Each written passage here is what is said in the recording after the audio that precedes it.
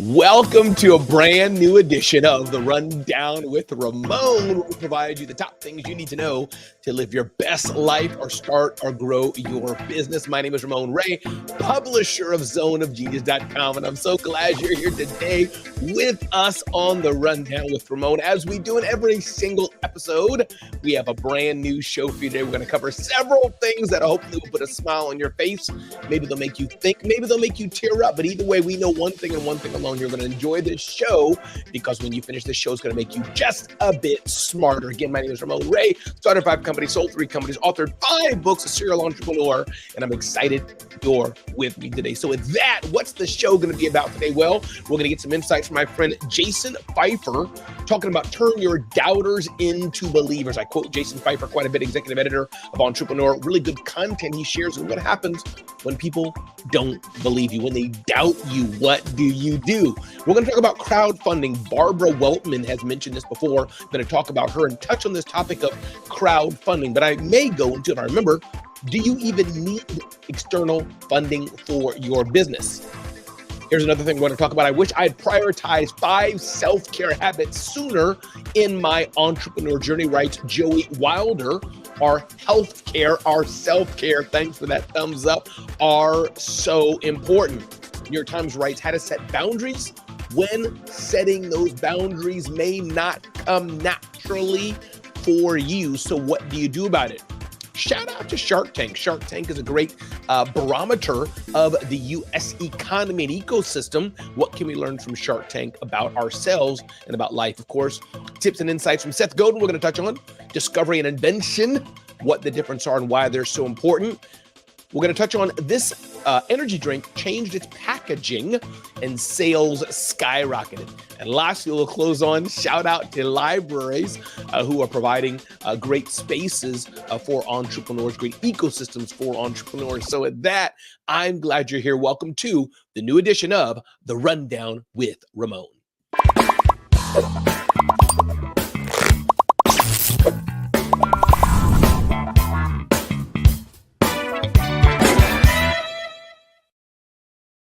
And we're back again. Thanks for being here on The Rundown with Ramon. Let's dive right into today's episode and touch on topic number 1.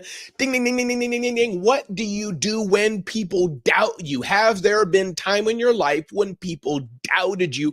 People didn't think you could do it. They were like, nah, you're not the one that can do it. What do you do? Jason Pfeiffer has 2 things he says, and I want to unpack this a bit more.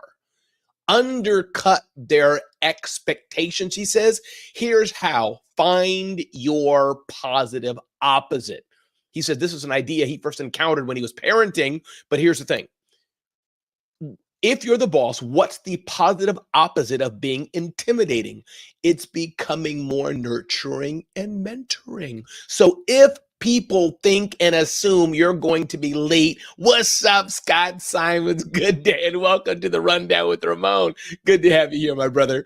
If people think, nah, you can't do it, or nah, you always arrive late.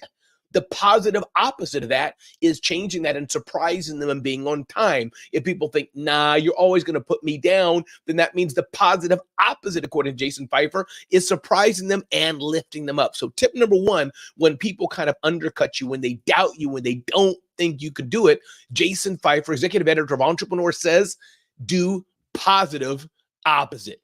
Second thing he says, how this impacts me and you. What he says here, when you're aware of the worst that people might expect from us, we create a guide for how to surprise them, then delight them, then draw them closer to us and build real bonds. I thought this was very, very interesting. The aspect of when people doubt you, when people don't believe in you, sometimes there's nothing you can do about it, Deborah. Sometimes there's nothing you can do about it. But sometimes a few of the people, especially if we care, we can positively impact how they think, and we can surprise them by bringing something way different than they thought we would show up. Again, I'm glad you're here. This is the Rundown with Ramon. Ding, ding, ding, ding, ding, ding, ding, ding. Next up, I want to touch on the aspect of, should you try crowdfunding? Crowdfunding is definitely not new. It's age old, but it got me thinking, maybe crowdfunding is for some people. My friend Barbara Weltman talks about this,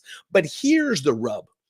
Before you think about crowdfunding, before you even think about getting loaned, before you think about bootstrapping and maybe using your savings or using credit cards, whatever, as I've done, do you really need external funding?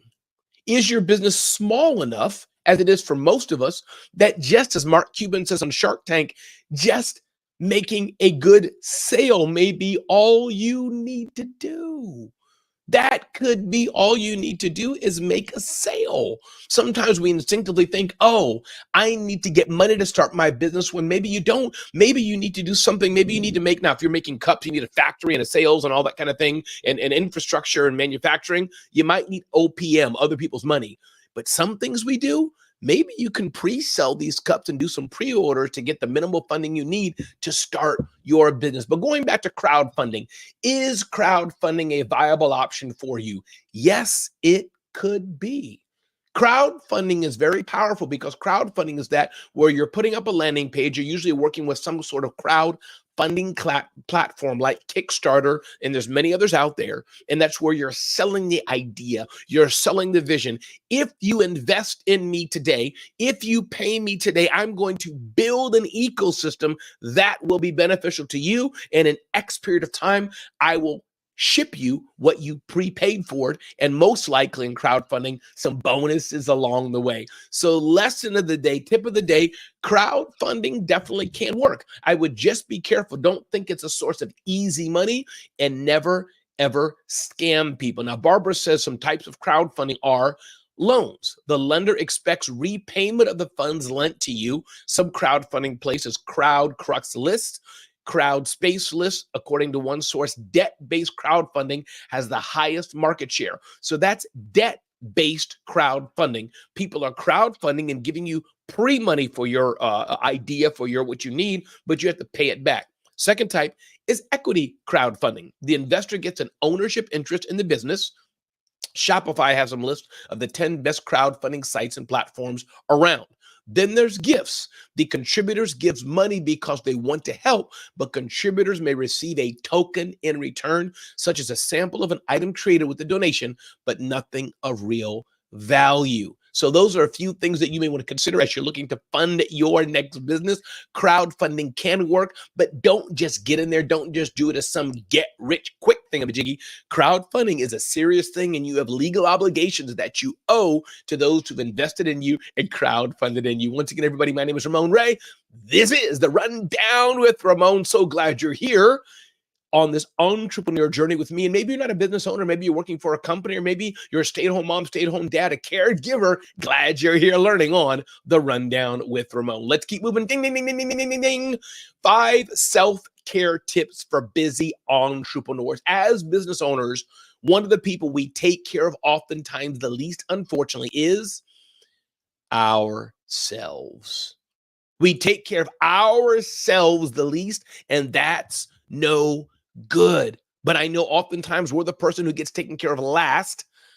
And this entrepreneur is writing that they wish they had prioritized these 5 self-care habits sooner in their entrepreneurial journey. 1, fill your body with good nourishment.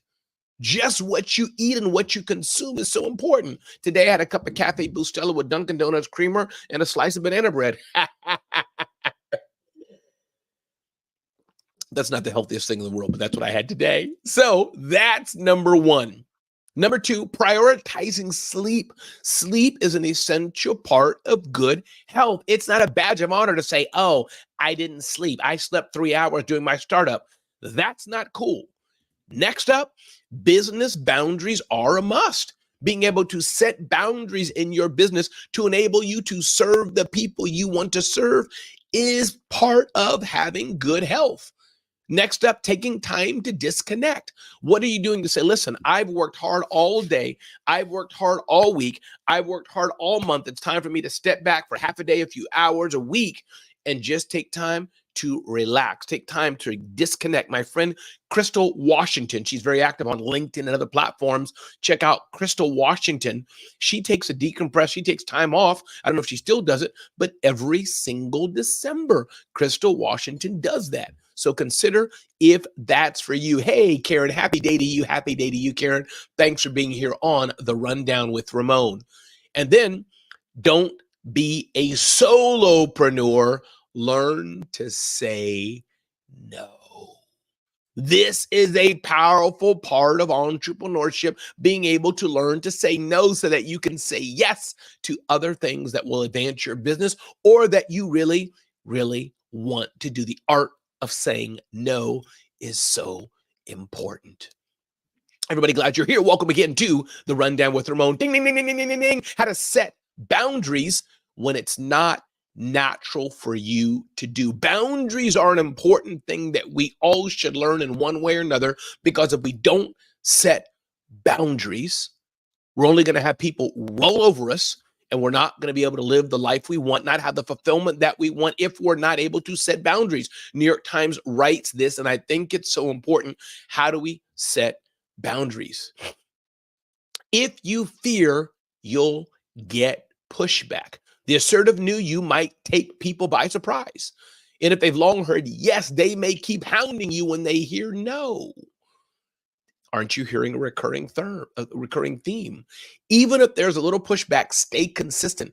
People can dislike your boundaries at first, but they also learn to respect them. I had a friend of mine, her name was Rosina, and was working on being more healthy. And she had a consistent discipline that she wouldn't eat in the evening. Excuse me, she wouldn't eat a few hours before going to bed. And I also have another friend, his name is Daniel, who's like that as well. At first, it sounds weird. You want to push them, just eat, just eat, just eat. But after you hit it for the 6th, 7th, 8th, 9th, 10th time, you know they're serious about it, and you don't push them anymore. You realize this is their lifestyle and what they want to do. So it's absolutely so important. At first, as you set boundaries, people may not respect it, but as you push back consistently, they will. Now, New York Times writes, if you're worried, you'll cave. When you're tempted to fall back on your urge to please, try to anticipate the specific things you'll get if you stay firm instead of imagining the other person's disapproval.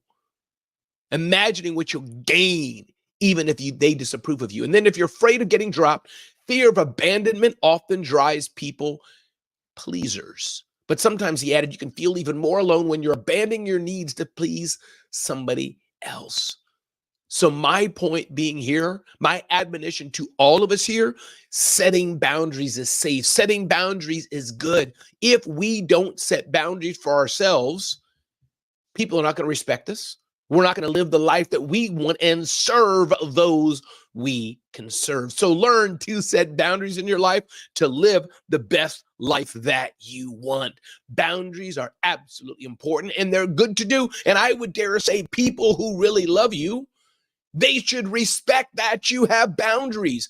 If they really care for you, if they're really your friend, if they really love you, they should be fully respecting that you have boundaries you've set in life for certain things that are very important to you. If you've just joined us, welcome to The Rundown with Ramon. My name is Ramon Ray. You can get to know me better at RamonRay.com. Get to know me at zoneofgenius.com. Let's go with more on The Rundown with Ramon. Ding, ding, ding, ding, ding, ding, ding. Kudos to Shark Tank. New York Times has a nice write-up about Shark Tank and how it's a great barometer of the U.S. economy and the U.S. life overall. Its season 1 started in 2009, 15 some years ago, I think it is, give or take. Let's see, what's 20? I'm not going to do the math right now. I'm terrible. But season 1, the show premiered against the backdrop of the Great Recession. Small business owners shared stories of struggle and overcoming adversity.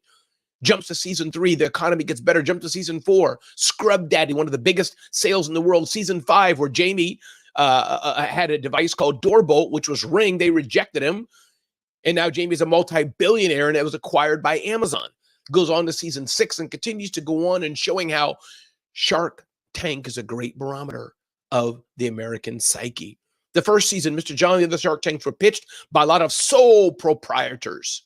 But it seems as it's gone on, the sophistication with entrepreneurship has grown. And part of that could be Because of Shark Tank, millions of people every week watching Shark Tank and getting ideas. Yes, the show is not a perfect vision of reality. It's my understanding half the deals on Shark Tank do not go through. So in essence, it's a show to promote your product, promote the show. It's entertainment. It's a show.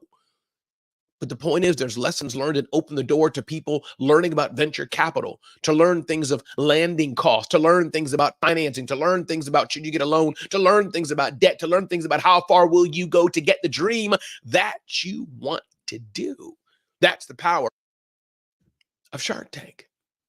So kudos to Shark Tank, been around for a number of years now, which has been part of the American psyche.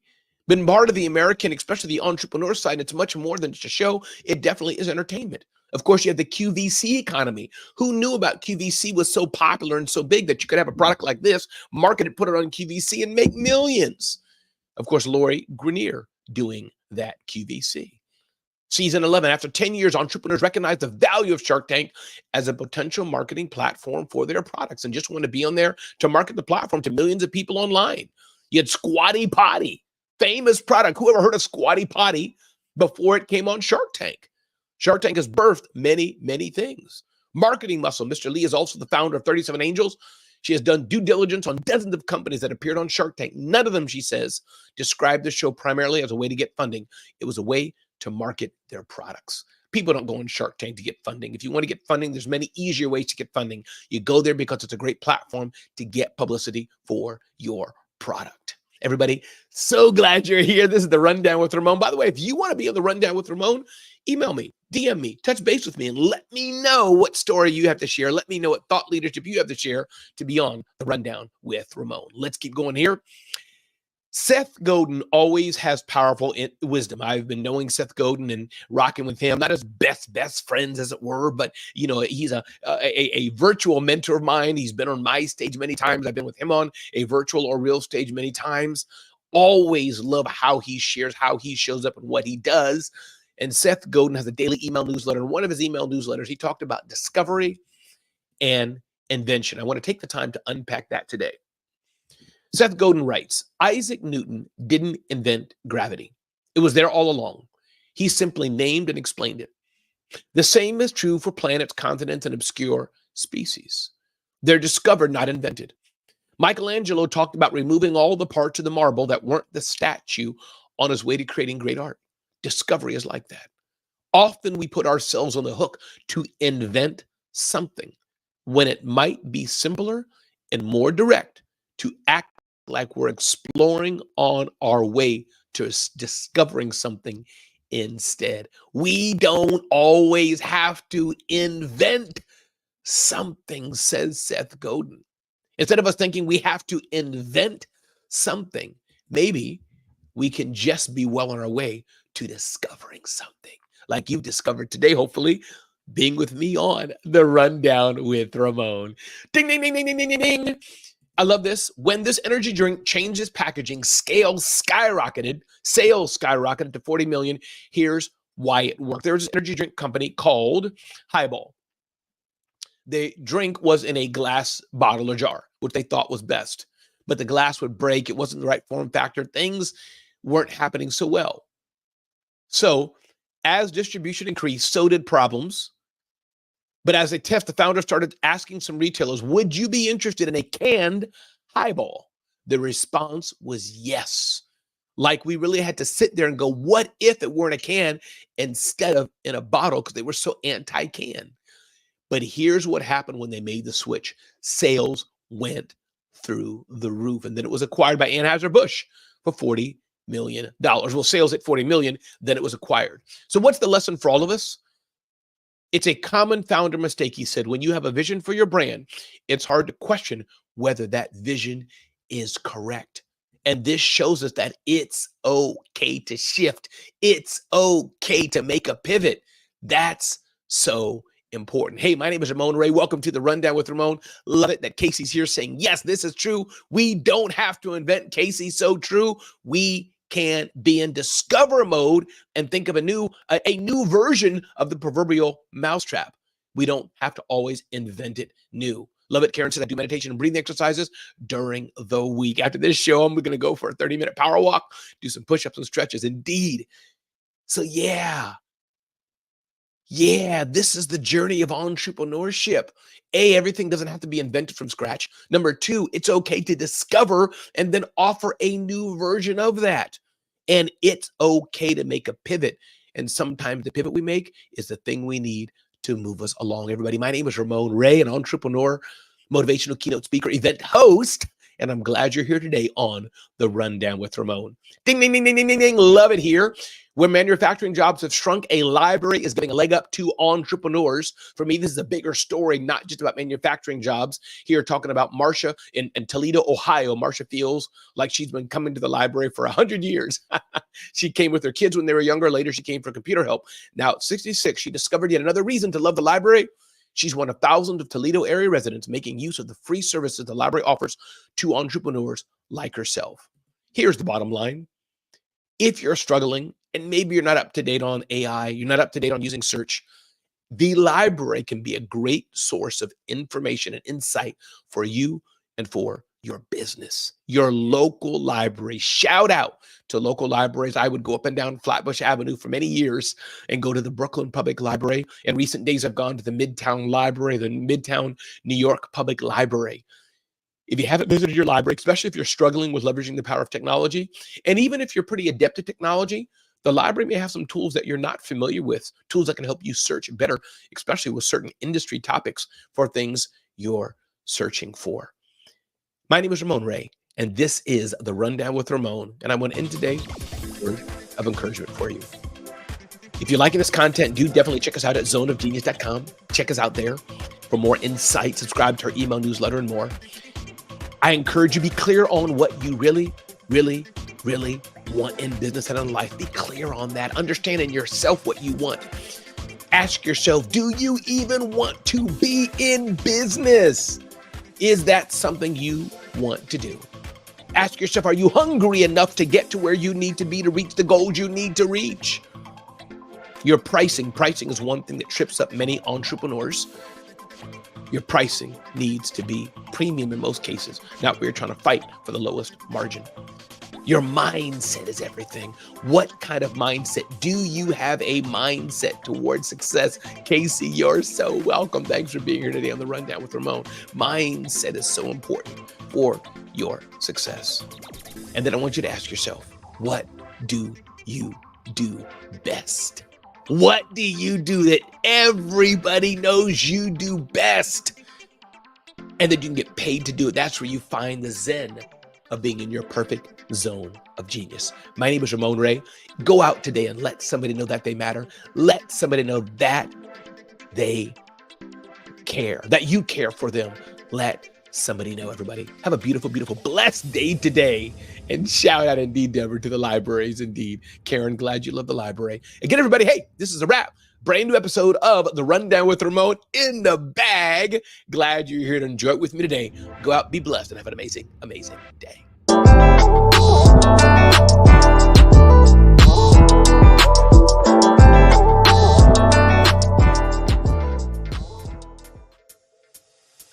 See you next time.